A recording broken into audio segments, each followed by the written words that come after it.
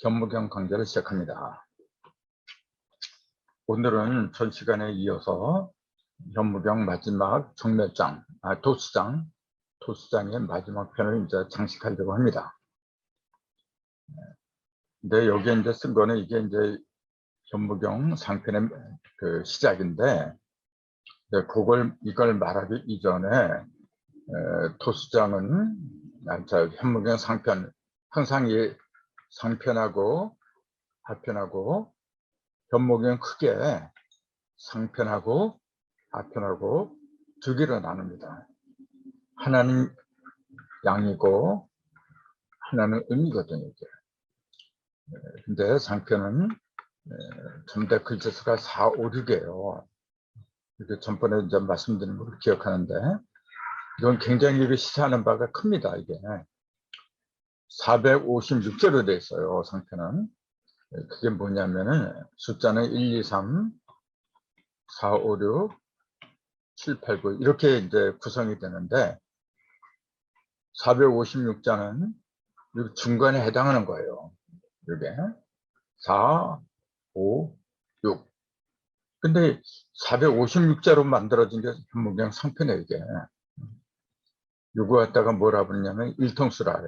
이렇게 일통수 이렇게 얘기를 하는데, 통이라는 건 뭐냐면 다스릴 통자, 건드릴 통자, 모든 걸 하나로 건드렸다, 이제 그 얘기거든요. 그래서 4, 5, 6, 456이라는 숫자가 왜 굳이 현무경 상편에는 456제 문자로 구성을 하지 않으면 안 되었느냐. 그것은 모든 걸 하나로 다스리지 않으면 안 돼요. 그럼 이게 뭐냐면 19 곱하기 456을 19를 나눠보세요. 19 곱하기 24가 돼요. 이렇게 해보면 금방 답이 나와요. 19 곱하기 24 하면은 456이에요. 이걸 빨리 계산을 하려면 20 곱하기 24를 해요. 그럼 2는 4, 2, 4, 8, 480이 나오거든. 여기서 24를 빼면 돼요. 여기 하나가 24거든. 그럼 4, 5, 6이라 이거지. 아무튼 456이라고 하는 거는 19 곱하기 24예요. 그게 뭘 의미하느냐. 19라는 숫자는 정멸수잖아요. 정멸수라는 것도 우리가 이제 정멸 이렇게 얘기는 많이 하는데, 그 의미 자체를 갖다가 제대로 인식을 해야 돼요. 이 접자는 고유할 접자죠. 멸자는 멸할 멸자, 사라질 멸자. 그러면 그걸 왜 19라고 했느냐 그 얘기예요. 19를 보면은 이게 37의 중앙수예요. 37의 중심수 이게. 그리고 19의 중심수는 뭐냐면 10이에요. 요걸 갖다 제대로 알아야 돼요. 이게 19의 중심에는 19는 뭐냐면 여기에 전반기에 9개가 있고 여기 9개, 후반기에 9개, 그럼 18이잖아요. 그러면 그 중심에 있는 숫자가 10이에요. 이게. 그 19의 중심수는 10이다. 그래서 1에서 19까지 합하면 1 더하기 2 더하기 3 더하기 4 더하기 전부 다 19를 합하면 19 곱하기 10이에요. 그게 190이 나오는 게 정답입니다. 이게 이 얘기는 뭐냐면은 10이 좌나 좌측이나 우측이나 치우치지 않고 가장 한 중심에 위치해 있는 숫자가 190이다, 19다. 이제 그 얘기예요. 이게. 저 전에도 말씀드렸지만은 19 곱하기 19는 361이 돼요. 이게.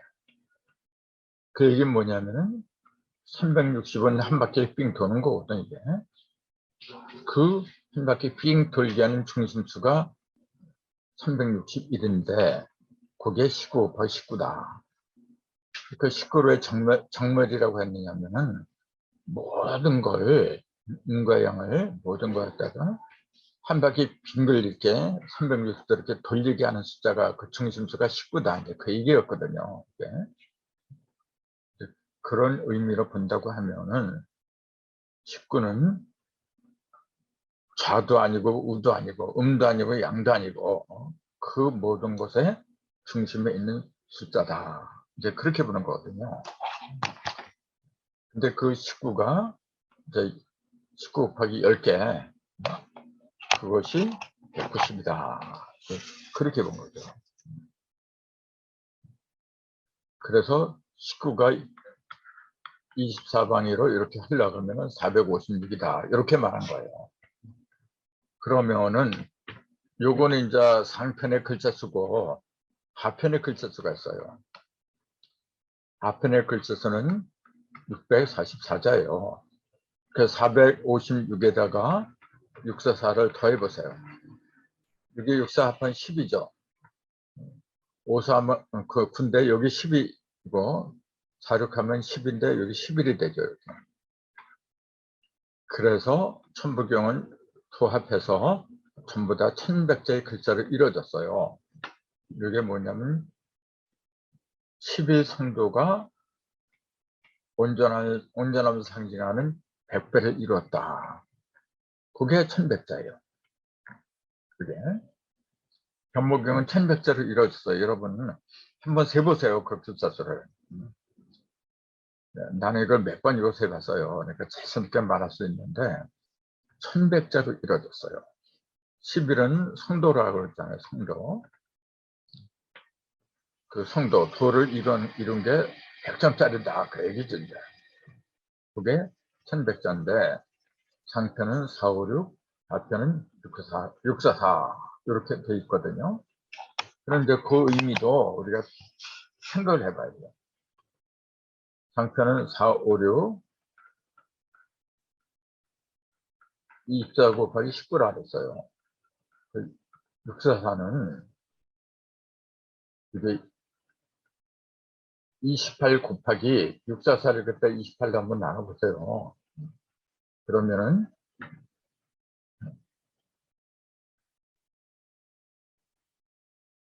이렇게 돼 있어요. 28 곱하기 23 또는 23 곱하기 28 이렇게 되는데 이 의미가 상당히 중요해요. 23은 뭐냐면은 태울 줄을 말한 거예요. 28은 뭐냐면 별자리를 말한 거예요. 28 성수 이렇게 얘기하잖아요. 이때도 우리가 주의할 게 28 성숙이라고 하는 사람들이 많아요. 이건 잘못된 표현이고 28은 반드시 성수라고 해야 돼요. 숙이라고 하면 안 되고 수라고 해야 돼요.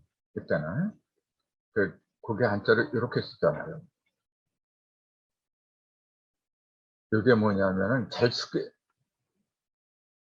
숙박할 때 그 숙자예요. 잘숙인데 이게 별자리를 가리킬 때에는 숙이라고 발음 안 하고 별자리 수라고 해요. 이걸 모르다 보니까 28 성숙이라고 자꾸 그래요. 이건 잘못된 표현이고 수라고 해야 돼요. 어쨌건 28개의 별자리, 28개는 뭐냐면 4, 7, 28이잖아요. 사방을 7은 불을 가리키잖아요. 사방을 밝게 비치는 상징이 28이에요. 근데 그것이 곱하기 23을 하면은 644가 나와요. 23은 태울 줄 알았잖아요. 우리가 이 태울 줄을 제대로 알아야 돼요. 며칠 전에 어떤 사람부터 내가 메시지를 한 통 받았는데 어떤 메시지냐면은 그 코로나가 물러가고 지금 오미크론이 등장하다가 이제 그것도 멈추고 이제는 두창 전 세계적으로 두창이 지금 유행할 거라고. 이건 뭐냐면 소 있잖아요. 소자하고 그 청자는 이제 그, 그 어떤 그 역병을 말한 건데, 이게 뭐냐면은 그 사람이 두 창을 갖다 뭐 어떻게 해석했느냐 하면은 혀를 통해서 들어오는 그 뭐야, 이 저기 그 문둥병, 문둥병 뭐라 그래? 그 창이라고 그렇게 이제 해석했어요. 그래서 이제 문둥병 있잖아요, 문둥병. 문둥병이 분산해서 개발해가지고 전 세계로 퍼진다. 그렇게 말한 게 증산도였어요, 원래. 근데 세계보건기구 WHO 있잖아요. 여기서는 문둥병이 사라졌다. 이제 전 세계적으로 이렇게 공언을 했는데, 이제 이 두창을 갖다 문둥병으로 얘기를 해요, 그 사람은. 그러면서, 시두, 예? 시두, 잘 안 들려? 시두, 시두, 시도. 시두가 창고라면 맞아. 네. 요 두창을 갖다가 시두로 그렇게, 그 사람은 그렇게 얘기를 하더라고요. 요거 시두. 그러면서 시두가 사라진 게 아니고, 토를 통해서, 이제 소름 소리 나는 것을 통해서 전 세계로 퍼진다. 그래서 지금 두창이 전 세계적으로 다시 시작을 한다. 그래서 뭐라 하냐면 결론은 그거예요. 태일주를 갖다가 열심히 주송을 해야 된다. 그 얘기예요. 이거 내가 누구라면 여러분들 금방 알 수 있는 사람이 그랬어요. 나도 잘 아는 사람인데 그런 얘기를 했어요. 그러니까 내가 그 문장을 딱 보고 참, 이 사람도 참 문제구나. 그런 생각을 이제 하게 됐는데, 이 태울주는 이게 태갑하고 상대적인 겁니다. 그래서 이제 격언들을 보면은 이런 말이 있어요. 갑궁, 갑궁, 이렇게. 갑궁을을, 요 얘기가 있어요. 갑은 궁이고, 요 궁자는 집궁자고 통해요. 갑은 중심이고, 을은 새처럼 이제 날아다니는데 그 얘기입니다, 이제. 그래서 갑이라고 하는 건 뭐냐면은 중심을 가리키는 거고, 그러니까 하늘이라 그래요. 을은 이리저리 흩어지는 거예요. 새을자거든요. 새라고 하는 거는 이제 전에도 말씀드렸지만 사이를 말한 거죠. 이 사이, 저 사이, 저 사이, 이 사이. 그 사이를 갖다가 이렇게 막 날아다니는 거. 그런 존재를 새라고 했잖아요. 그래서 태울주라고 하는 것은 뭐냐면은 흠치 태울 현상 온 건 그걸 가르친 게 아닙니다, 여러분. 정확한 그 의미는 뭐냐면은, 예를 들어서 일감수 이렇게, 그 다음에 여기 이곤지, 여기 이제 낙서를 말해요. 그 다음에 동반의 삼리화, 그 다음에 여기 사선풍, 오중앙, 육관천, 칠선풍, 이렇게 해간산이 여기죠. 해간산, 구리화. 요게 낙서의 그 상수잖아요. 낙서는 이렇게 되어 있잖아요. 그럼 1, 2, 3, 4, 5, 6, 7, 8, 9 하면은 제을자를 이뤄야 돼. 1, 2, 3, 4 하면 이게 을자잖아요, 이게 지금. 그러면서 그 을이 9개가 돼요, 이게. 그래서 그 삼사문구에서 3이 3번씩 갔으니까 이걸 태울이라 해요, 이게.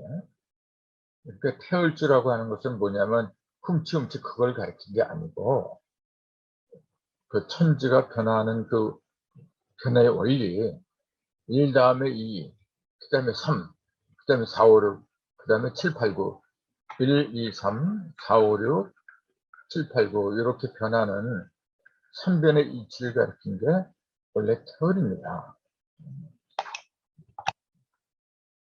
그 얘기가 무슨 얘기냐면, 자, 1 다음에 2가 오고 3이 되고 4, 5, 6, 7, 8, 9 이렇게 얘기를 하는데 1로 시작한 것은 그 끝이 9죠.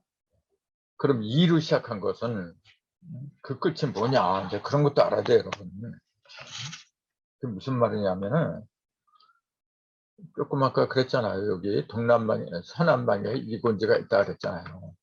근데 여기는 구리화가 있고 여기는 사선풍이 있고 여기는 삼진내가 있고 이렇게.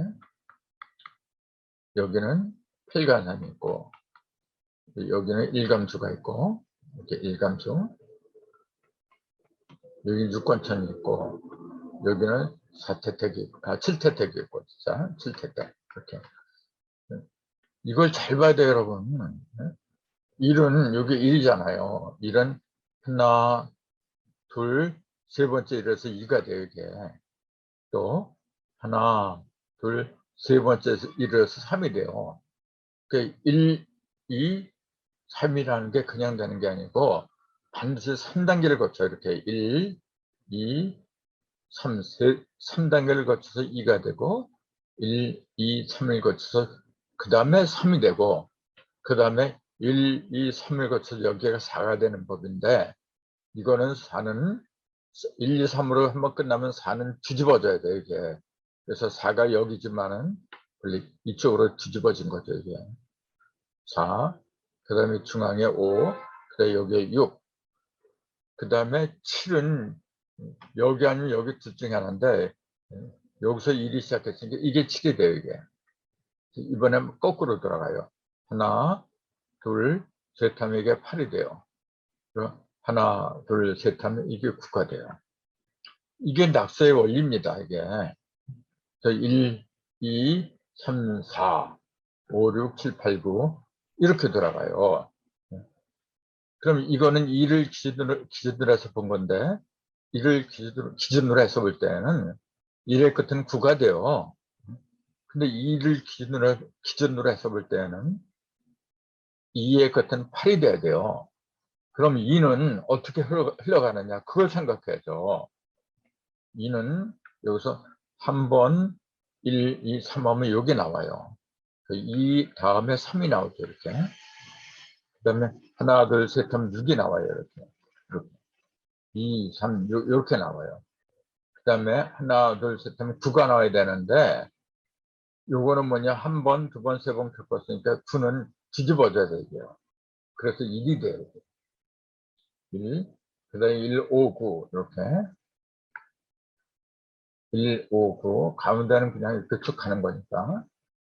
그 다음에 2는 아까 여기 시작을 했으니까 4로 가는 거예요. 이렇게.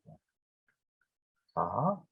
그 다음에 여기서는 이렇게 가는 게 아니라 뒤집어져서 가요. 이렇게. 하나, 둘, 셋 하면 7이 돼요. 이렇게. 하나, 둘, 셋, 7이 되잖아요. 또 하나, 둘, 셋 하면 8이 돼요. 2로 시작한 거는 반드시 그 끝이 8이 돼야 돼요. 조금 아까 1로 시작한 것은 그 끝이 9가 된다 그랬잖아요. 이렇게. 이거 합하면 10이에요. 근데 2로 시작한 것은 그 끝이 8이 돼야 돼요. 그래야 10이 되죠. 1, 9, 10, 2, 8, 10. 3으로 시작한 거는 그 끝이 7이 돼야 돼요. 4로 시작한 것은 그 끝이 반드시 6이 돼야 돼요. 그래야 10이 돼요. 그게 5로 시작한 건 끝이 5가 돼야 돼요. 이게 철칙이에요. 이걸 가르친 게 바로 태월이라고 하는 거예요. 우리가 하도, 낙서, 이제 그런 표현을 많이 하지만은, 하도는 그 합이 1의 맞은편은 뭐가냐, 8군지가 있어요. 1건선의 맞은편은 8군지, 합이 9예요. 이태택의 맞은편은 7태택이 있어, 7간선이 있어. 합이 9예요. 그 다음에 3리와 맞은편에는 육감수가 있어요. 합이 9고, 사진내 맞은편은 5선풍이 있어요. 합이 9예요. 도키도는 맞은편에 있는 그것하고 합하면 반드시 9가 나와야 돼요. 문항도는 맞은편에 있는 것과 합하면 반드시 10이 나와요. 그게 문항도예요. 그다음에 용담도는 맞은편에 있는 것과 합하면 반드시 12가 나와야 돼요. 그 차이가 어떻다는 걸 이해를 해야 되는데 그건 그렇게 쉬운 일이 아니거든요. 근데 이건 철칙입니다, 여러분. 제가 항상 주장하지만은 뭐냐면은 모든 것은 법칙에 의해서 만들어지고 운행하고 하는 거예요. 법칙을 떠나면은 아무것도 없어요.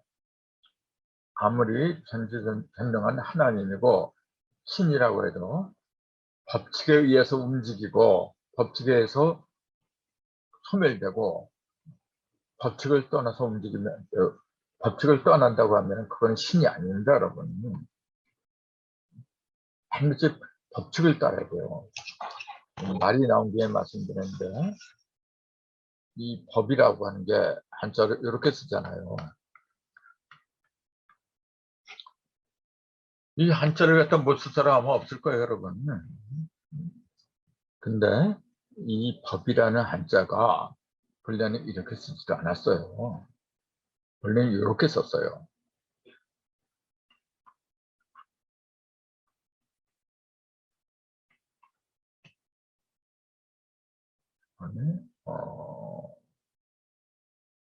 이렇게 하고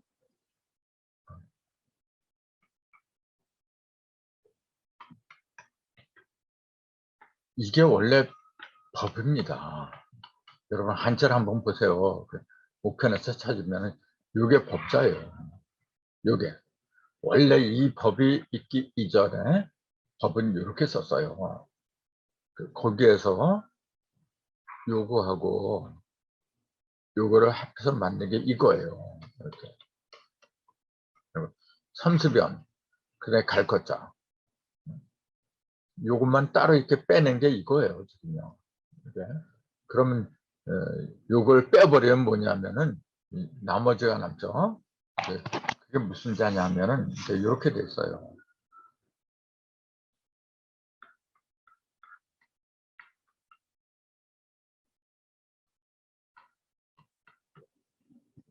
이게 뭐냐면은 치자예요. 해태치라 그래요. 해태. 해태제가 해태란 말은 이제 많이 들어봤을 텐데 해태는 본래 짐승을 가리킨 거예요, 여러분. 짐승. 어떤 짐승이냐 하면은 이게 사슴하고 굉장히 비슷해요. 그래서 이게 사슴녹자하고 비슷한 거예요, 이게 지금 이게. 사슴녹자하고 비슷한데 뿔이 하나가 달렸어요. 뿔이 하나가 달린 짐승인데 그 사람들이 이렇게 하는 걸 보고 이 해태는 뭐냐면 해태는 짐승은 딱 보고 있다가 그 사람이 올바른 길을 가지 않잖아요. 그럼 그 뿔로 하나밖에 없는 뿔로 그냥 박아버려요. 그래서 꺼지게 만들어버려요. 그래서 이 해태라는 짐승은 심판의 상징이에요. 그 심판 줄을 가리키는 거죠. 이거는 해태라는 짐승은 그 용처럼 상상 속의 동물이지 실제는 없어요. 근데 해태라는 짐승은 모든 걸 옳은 걸 갖다가 정리하고 악한 거는 없애는 그런 상징적인 짐승이에요. 지금. 그렇기 때문에 그 광화문 자골에 보면은 해태상을 갖다가 배치를 했어요. 왜냐하면 거기에 광화문은 그 청와대하고 이제 가깝거든요. 그러니까 그 악을 없애고 선을 갖다가 세운다. 이제 그런 상징으로 해태라는 짐승을 갖다가 거기다 배치를 했던 거예요. 거기다가 이게 삼수변하고 갈 것자리 이렇게 했었어요. 원래 이게 법자예요, 원래. 근데 이거 사슴록을 없애버리고